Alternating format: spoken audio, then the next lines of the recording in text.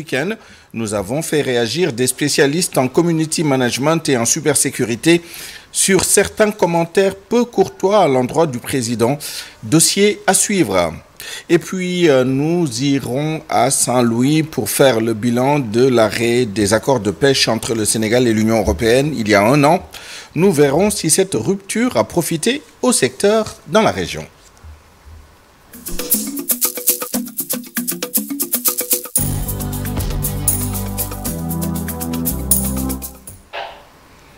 L'avocat des familles de Fulbert Sambou et Didier Badji, maître Patrick Kabou, dit prendre acte de l'inculpation de l'auteur présumé de la mort et de la disparition des 2 militaires. Une affaire suffisamment grave pour que le procureur de la République s'adresse à l'opinion nationale et internationale. En tout cas, c'est ce que pense le chroniqueur judiciaire Daoud Amine dans ce reportage signé Fatou Bintou Conté. À la surprise générale, le juge d'instruction a inculpé Jérôme Bandiaki pour assassinat, séquestration, entre autres dans l'affaire Fulbert Sambou et Didier Badji.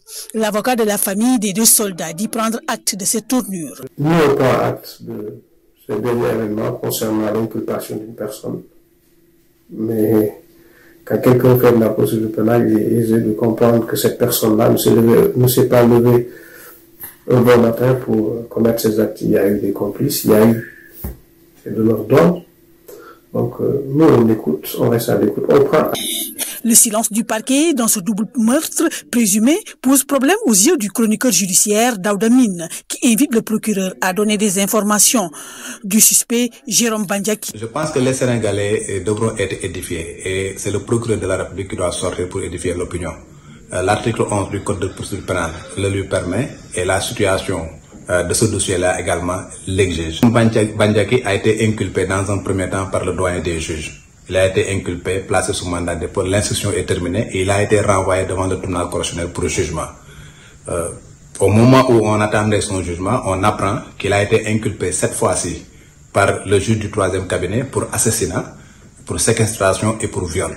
L'inculpation de Jérôme Bandiaki est une avancée importante dans l'enquête, un premier pas, mais insuffisant selon les 2 experts. Oui, parce que quand on ouvre le dossier, quand le juge d'instruction l'inculpe, il commence à faire ce qu'on appelle l'instruction. Il a l'obligation de rechercher tous les éléments qui vont le charger ou bien qui vont le décharger.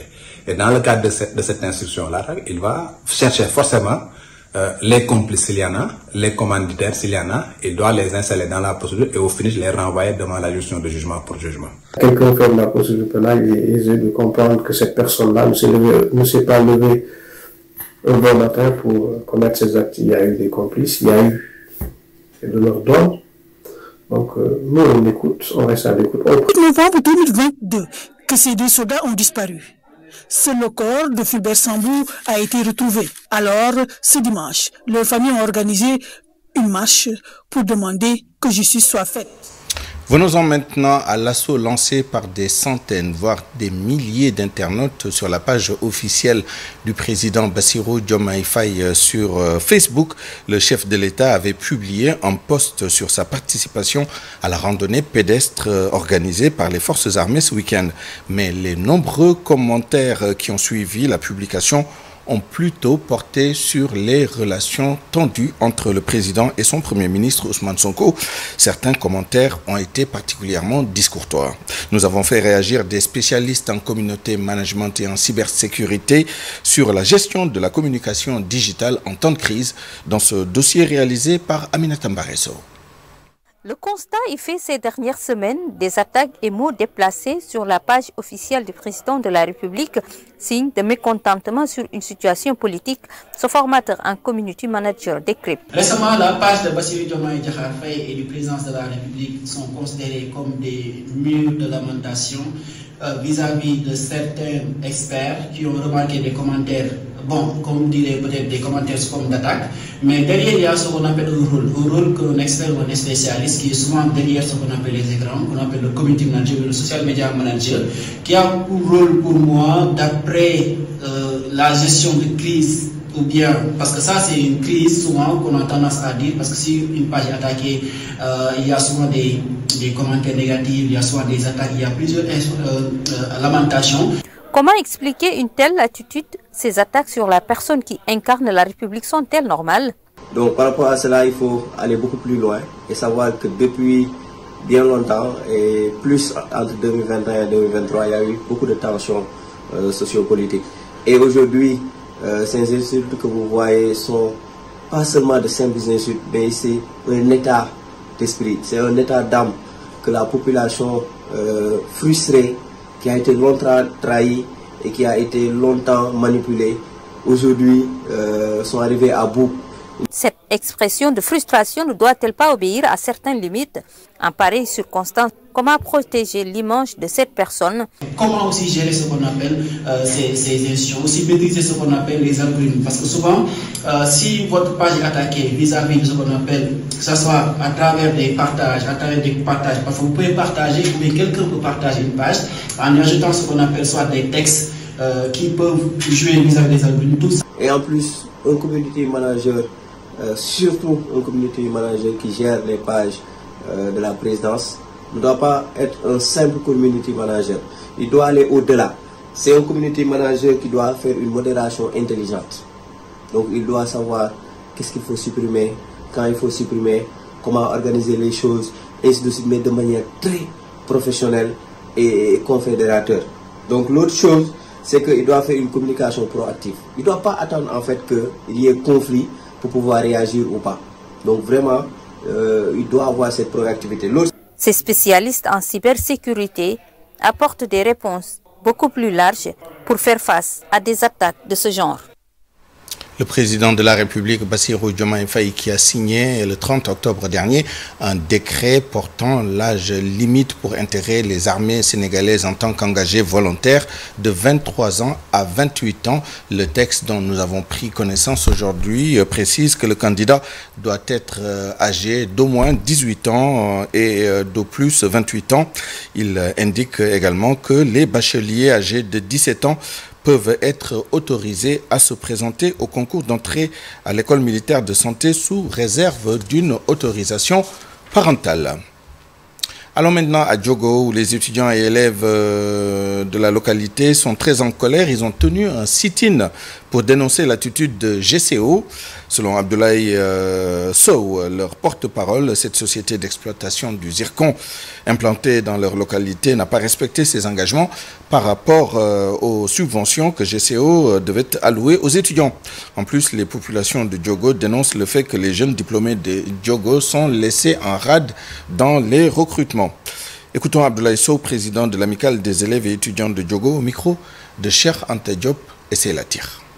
L'entreprise qui exploite nos terres depuis plus d'une décennie s'est été engagée devant la population de Diogo à accorder chaque année une subvention de soutien aux étudiants de Diogo et à recruter nos étudiants comme stagiaires pour leur permettre d'acquérir une première expérience professionnelle. Aujourd'hui, aucun de ces engagements n'est respecté. Aucune subvention n'a été versée. Aucun étudiant de Diogo n'a été accepté en stage à la CGO. Des terres prises au nom du développement, mais dont les fruits ne profitent ni à nos familles, ni à nos jeunesses. Le Code foncier et domanial du Sénégal, dans son article 15, précise clairement que toute expropriation de terrain doit être accompagnée d'une compensation juste et équitable au bénéfice des communautés concernées. De même, le Code minier, à son article 8, impose à toute entreprise exploitant des ressources naturelles de contribuer au développement local et au bien-être des populations riveraines. La grande côte opération aujourd'hui viole ces principes. L'absence de subvention,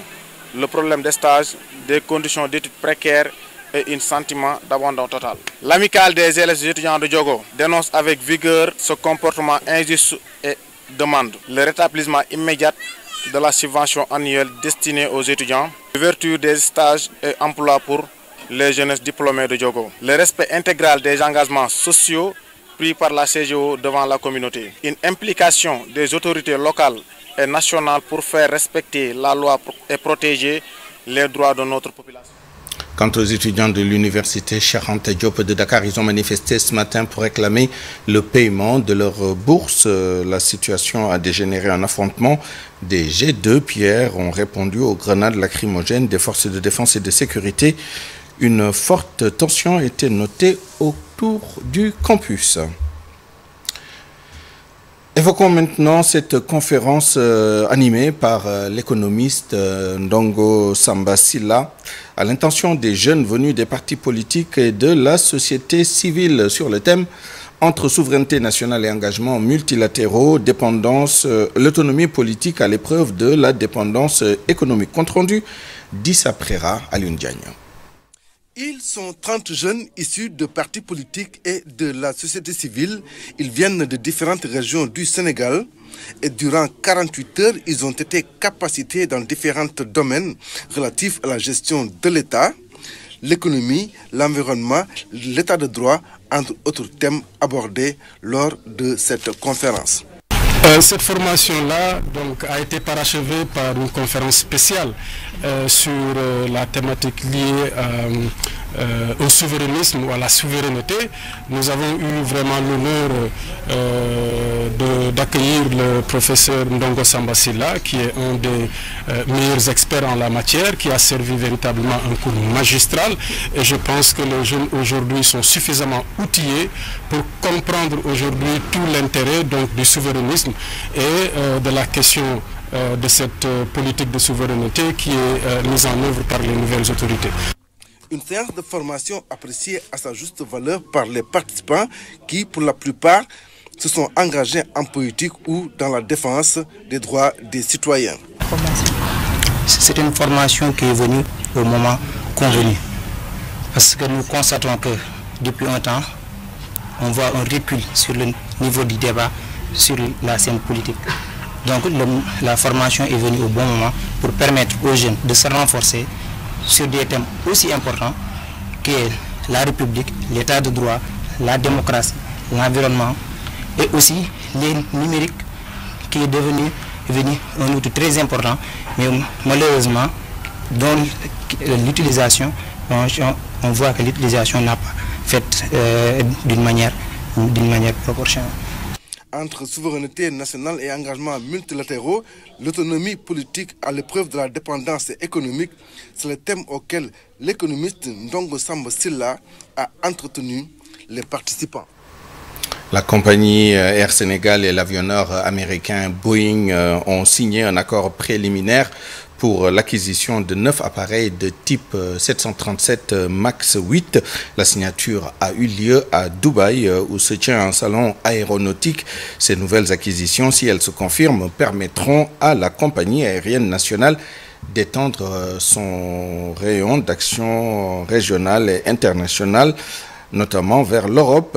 Air Sénégal envisage également de lancer de nouvelles lignes vers le Moyen-Orient et l'Amérique. Actuellement, Air Sénégal exploite une flotte composée de 2 ATR 72-600, 2 Airbus A319, un Airbus A321 et 2 Airbus A330 Neo 900. Par ailleurs, la compagnie attend 8 Airbus A220-300. Quel bilan de l'arrêt des accords de pêche entre le Sénégal et l'Union européenne? Ces mesures ont-elles influé positivement sur la vie des pêcheurs sénégalais? Eh bien, à Saint-Louis, pour certains pêcheurs, la réponse est non.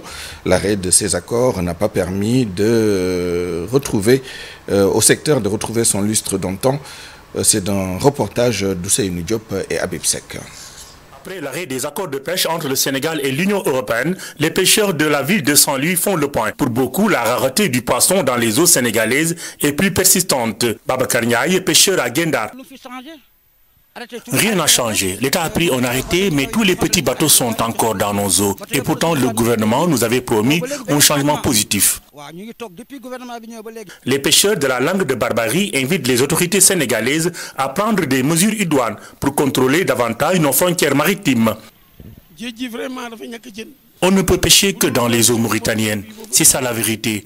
L'arrêt des accords n'a aucun impact positif sur l'activité des pêcheurs. Selon Moustapha Dieng, secrétaire général autonome des pêcheurs du Sénégal, les impacts sont réels dans le secteur. Depuis l'arrêt des licences de pêche européennes dans nos côtes, les espèces nobles commencent à réapparaître dans la mer. Ce qui veut dire que donc, ça a été vraiment un gain pour les pêcheurs. Mais la question que nous nous posons, c'est toujours est-ce que réellement tous ces bateaux qui pêchaient dans le cadre de ces accords-là sont sortis de nos eaux? Parce que après, On a vu que le gouvernement, en quelque sorte, le ministre a signé pour 3 licences nouvelles pour des thoniers. Selon Greenpeace Afrique, aucune étude ne peut aujourd'hui démontrer l'impact réel de l'arrêt des accords de pêche. Toutefois, les responsables saluent cette mesure prise depuis plus d'1 an. Cependant, nous n'avons pas encore une étude qui nous fait l'évaluation de l'impact de cet accord-là sur la gestion de la pêche. Mais pour Greenpeace, nous avons toujours eu une position claire sur la question. Nous avons soutenu les communautés de pêche dans leur lutte pour une gestion juste et durable des ressources marines. La fin de cet accord, qui répondait à une forte demande sociale, était selon nous un pas nécessaire pour mettre fin à la surexploitation des ressources. Les pêcheurs de Saint-Louis n'ont pas encore ressenti les impacts réels de l'arrêt des accords de pêche des bateaux européens. Actuellement, dans la langue de Barbarie, les pêcheurs souffrent le martyre. Les licences octroyées par la Mauritanie tardent à être délivrées aux pêcheurs. Et l'on reparle de cette enquête de l'ONG Public Eye sur les sucres ajoutés à certains produits, des aliments pour bébés destinés à certains pays. Si pour ces produits respectent la réglementation nationale, l'étude pointe du doigt un danger pour la santé des nourrissons et appelle à un alignement sur les normes plus strictes de l'OMS. En tout cas, c'est ce qui est ressorti de la présentation des résultats de cette enquête réalisée l'année dernière par l'ONG Public Eye basée en Suisse.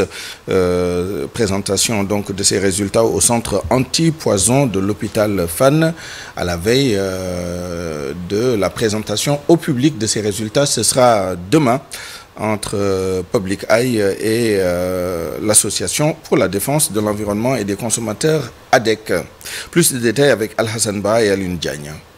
L'ONG Public Eye et l'Association pour la défense de l'environnement et des consommateurs ADEC ont présenté aujourd'hui les résultats de leur analyse au centre anti-poison de Fann. Ces analyses réalisées sur des produits céréales vendus dans plusieurs pays africains ont été initiées l'année dernière. L'ADEC a été saisie dans le cadre de ce processus par Public Eye. C'est nous-mêmes qui avons acheté les produits ici au Sénégal, dans les pharmacies, dans certaines surfaces, notamment les microdoses. Je me suis dit que peut-être qu'il pouvait y avoir des différences entre le céréales vendu dans les pharmacies et les microdoses, c'est-à-dire qui étaient à la portée de tout le monde. Voilà. Donc j'ai acheté tout cela et nous l'avons convoyé par DHL au niveau de la Suisse. L'étude révèle la présence de sucre ajouté dans les produits céréales destinés aux nourrissons et enfants. Si cette pratique est conforme à la réglementation nationale en vigueur, elle ne fait pas consensus. Les chercheurs soulignent des risques potentiels pour la santé des enfants. Nous savons tous que le sucre a des effets négatifs sur la santé des populations. Surtout concernant les bébés de moins de 2 ans. Donc même si les normes nationales sont respectées, les normes de l'OMS sont beaucoup plus contraignantes. En conséquence, l'ADEC exhorte les autorités nationales à s'aligner sur les normes de l'Organisation mondiale de la santé qu'elle juge beaucoup plus contraignantes et protectrices. Aller vers les normes les plus contraignantes pour préserver la santé des populations est effectivement fondamental. Nous, en tant qu'ADEC, nous y intervenons dans une perspective de conseil scientifique au gouvernement.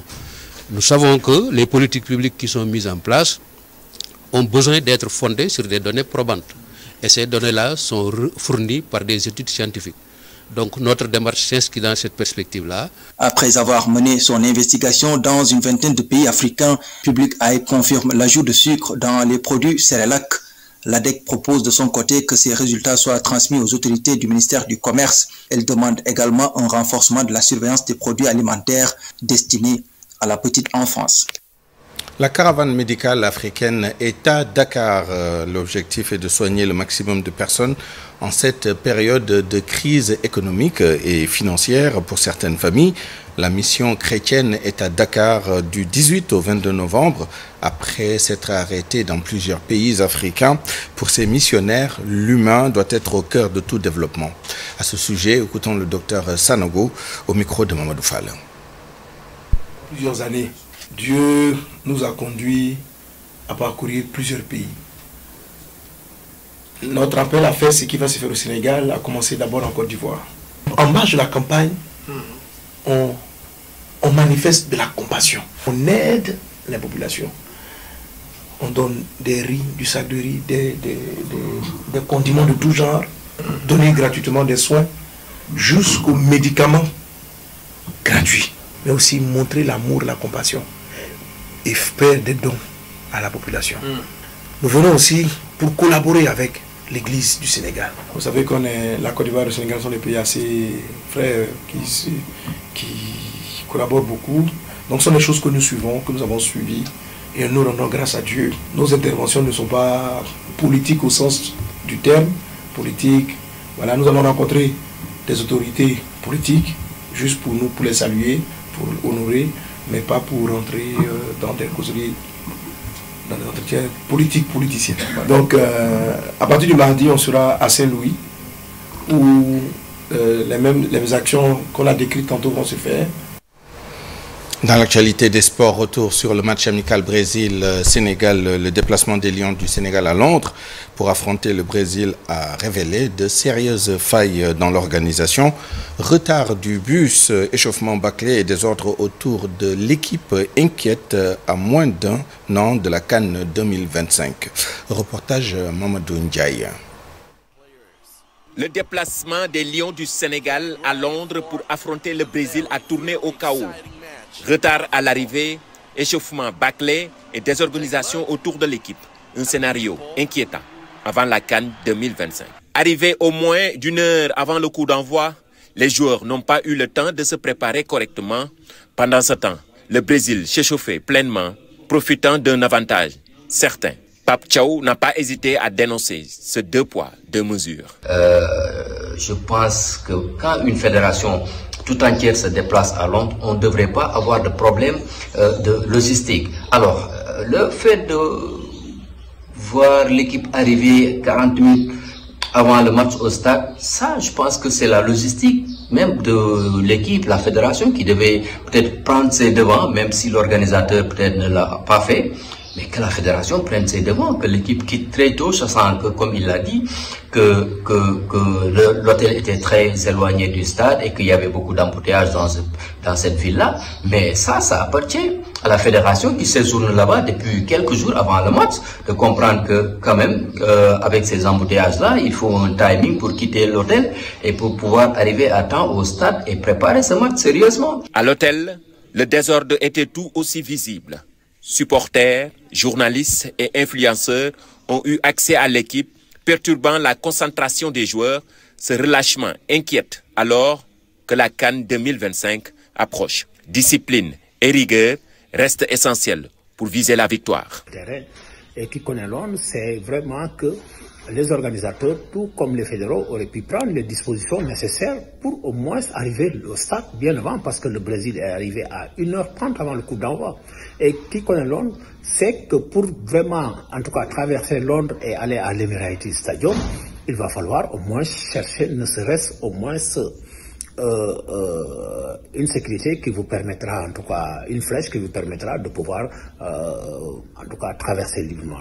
En 2005, j'avais discuté une fois avec Guy Stéphane, qui était à l'époque le sélectionneur national, qui me disait que le haut niveau se gagne dans la gestion des détails. Parce qu'à l'époque, on devait se rendre à Lomé et il y a eu des problèmes d'avion, il y a eu des problèmes de vol et l'équipe est arrivée tardivement sur place.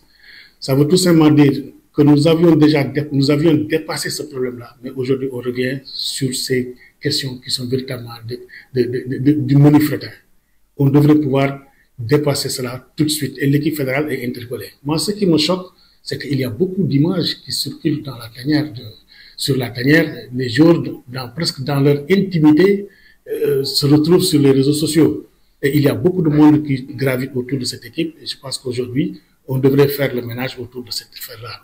Une préparation chaotique qui montre que la tanière doit retrouver son organisation et sa discipline si elle veut rester compétitive sur la scène internationale. Le Sénégal qui aura à cœur de redorer son blason devant le Kenya ce mardi à Antalya en Turquie. C'est en tout cas la promesse du sélectionneur national Pape Thiaw et des Lions après la fin de leur longue période d'invincibilité devant le Brésil samedi dernier. Ils comptent bien négocier ce match face aux Kenyans qui représentent leur type d'adversaire pour le premier tour de la CAN 2025. Compte rendu de la conférence d'avant-match avec Chersad Boudjara. La tanière des Lions du Sénégal, l'heure est à la remobilisation. Objectif, s'imposer avec la manière face au Kenya pour un regain de confiance. Quand on sera à la CAN, on aura des adversaires, beaucoup d'adversaires de ce genre. Donc ce match, je pense que c'est intéressant, même si le Kenya ne s'est pas qualifié. On s'attend à un match difficile, on le sait, et on va commencer à... On a travaillé pour ça, et aussi ces genres d'équipe, il faut prendre le match en compte le plus rapidement. C'est sûr, c'est pas du tout facile parce qu'ils ont leurs armes et ils vont venir nous mettre en difficulté. Maintenant, c'est à nous de s'adapter à ces genres de matchs le plus rapidement possible. Parce qu'on a pas Matar qu'on a laissé sur Londres parce qu'il a pris un coup qu'on a jugé qu'il pouvait sur 2 jours pour reprendre, c'était difficile. Donc on est dans la récupération pour les joueurs qui ont fait le match, qui ont démarré le match, et le reste, ils se sont bien entraînés hier. Il faut faire les derniers réglages pour le match de demain. Défait par le Brésil 2-0, son premier revers après 26 rencontres, le Sénégal est prêt à aller de l'avant. On a tiré les enseignements et on sait qu'on s'attendait à un match très difficile, même si les gamins ils ont répondu présent malgré la défaite. Mais après, on sait là où on a failli, donc voilà, c'est sur ces axes qu'il faut travailler. Il faut aussi, on a vu aussi sur certaines choses qu'on a fait des bonnes choses qu'on doit garder ses acquis, et c'est intéressant face à cette équipe du Brésil. Donc si on a réussi à faire ça, ça veut dire qu'on est... Ils ont adhéré. Maintenant, il faut gommer beaucoup de choses qu'on n'a pas réussi, qui nous a fait un peu perdre ce match. Maintenant, comme on dit, les matchs amicaux servent à ça. Retrouver le chemin de la victoire, le désir premier du Sénégal face au Kenya ce mardi à partir de 15h à Antalya, en Turquie. En athlétisme, la Sénégalaise Sally Sarr a remporté l'or au triple saut féminin lors des 6e Jeux de la solidarité islamique à Riyad en Arabie Saoudite. Elle offre au Sénégal sa première médaille d'or de cette édition avec un bond de 14,52 mètres. C'est la fin de cette édition. Je vous remercie de l'avoir suivi, mais restez avec nous dans un instant, notre invité de ce soir.